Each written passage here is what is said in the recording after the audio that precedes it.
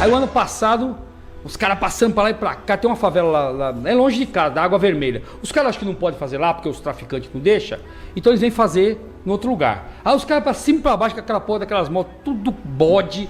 Aí minha mãe mora lá em cima, minha irmã pegou um balde d'água e jogou nos caras, mano. Os caras vinham passando, jogou no meio dos caras. Ô, mano, os caras parou as motos na frente da casa da minha mãe. Não, vou me invadir. E eu moro na rua do lado da minha mãe, né, meu? Mas é da fundo pra casa da minha mãe. Aí minha irmã gritou lá, eu falei, opa, pera um pouquinho. Eu tenho a calibre 12, já saí com a calibre 12 na mão. Quando eu saí com a calibre 12 na mão, velho, foi que nem você abrir uma tampa do bueiro. Que nem a barata. Foi moto. Sumiu. Aí eu fiquei com a 12 lá na frente, lá, mano. Aí os caras vinham, passavam na rua de baixo, parava. Pá, né, mano? Aí eu falei, vem caminha, né, mano? Aí eu falei, eu vou ligar e vou chamar uma viatura, né?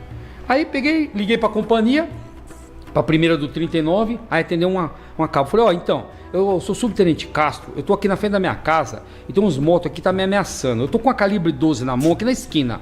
Então já avisa as viaturas, quando chegar aqui ver um cara com a calibre 12, sou eu. Aí ela, ai, misericórdia, eu tô mandando viatura.